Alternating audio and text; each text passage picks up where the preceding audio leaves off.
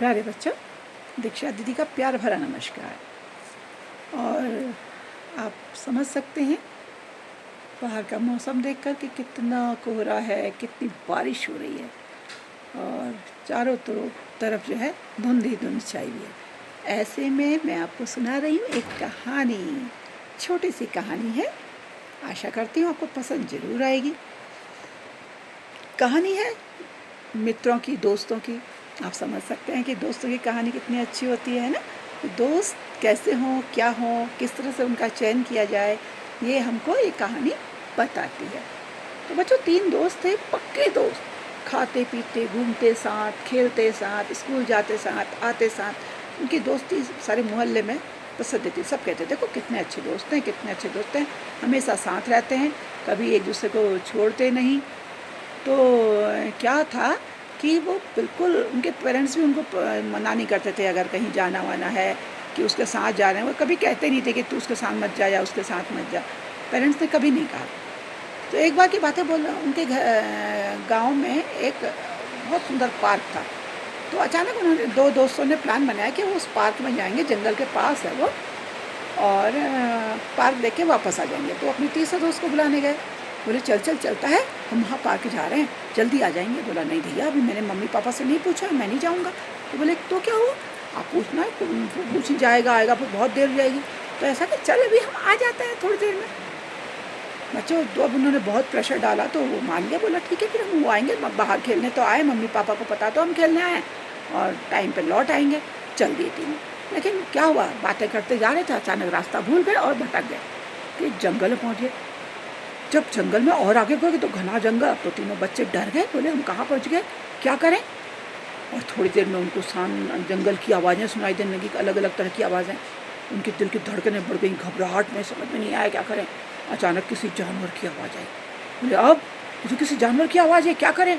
तो एक दोस्त बोला तुम मुझे जल्दी से ऊपर चढ़ा दो, मेरी मदद करो चढ़ने में, पेड़ में चढ़ जाते हैं, पेड़ में जानवर नहीं चढ़ पाते हैं। ऐसा सोच करके उन दोनों ने उसकी मदद की। उन्होंने कहा कि क्या तू हमें हाथ पकड़ के खींचेगा। हमने कहा।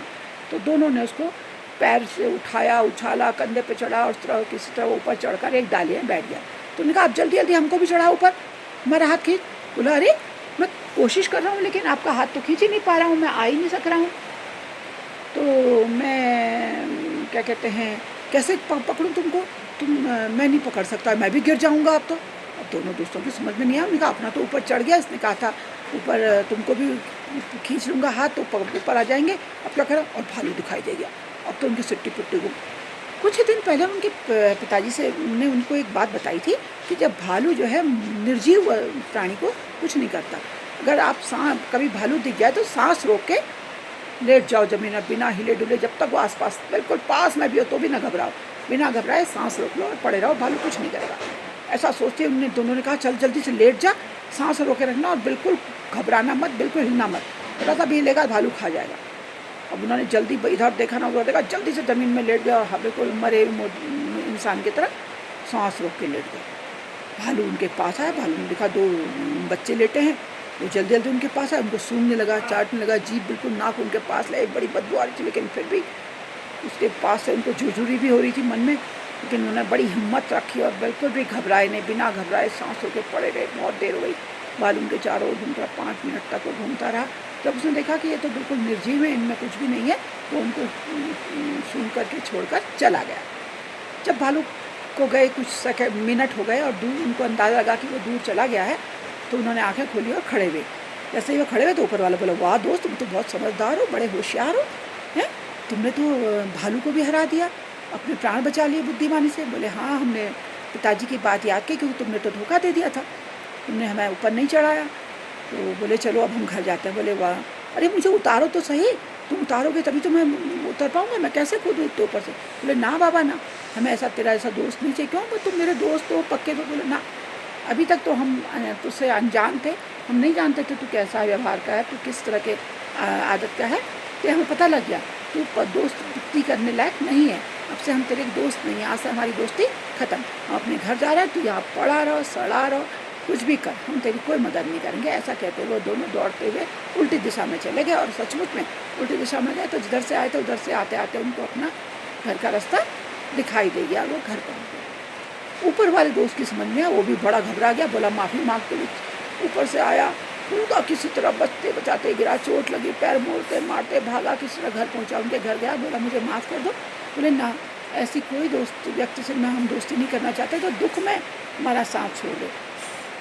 सुख में तो सभी साथ देते हैं, खेलने खाने हम सब साथ आते हैं, लेकिन तूने विपत्ति में हमारा साथ नहीं दिया। अगर हमने बुद्धि से काम नहीं आता हम तो वहीं मर गए थे, और आज से हमारी दोस्ती ख़त्म है। तो बच्चों, उन्होंने उसकी दोस्ती ख़त्म कर दी, और घर आकर ये घटना उन्होंने अपने माता पिता को बताई, उनसे माफ़ी मांगी कि हम लोग ऐसे चले गए थे, दूर गए थे, लेकिन ऐसा ऐसा हुआ। तो उनके पिताजी ने भी कहा कि ये भी सबक लो कि ऐसे बिना बताए कहीं नहीं जाओगे, और अच्छे बच्चों से दोस्ती करोगे, दोस्ती हमेशा चुन कर ही करनी चाहिए।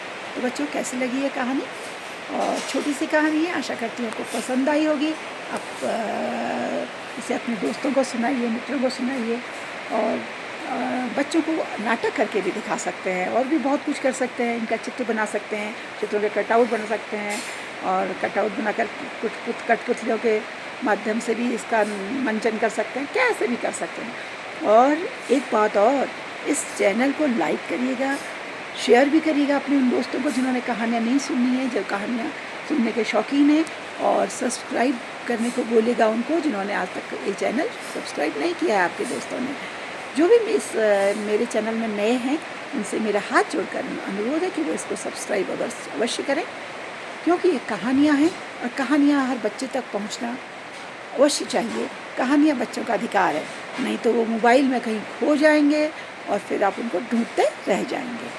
आशा करती हूँ अगली कहानी का इंतज़ार आप बेसब्री से करेंगे, और मैं नई कहानी, एक और अच्छी छोटी सी कहानी लेकर आपके सामने ज़रूर आऊँगी। ये पंचतंत्र की कहानियाँ हमें जीवन के बहुत सारे मूल्य सिखाती हैं। अगली कहानी तक के लिए आपसे विदा लेती हूँ। नमस्कार, बाय बाय।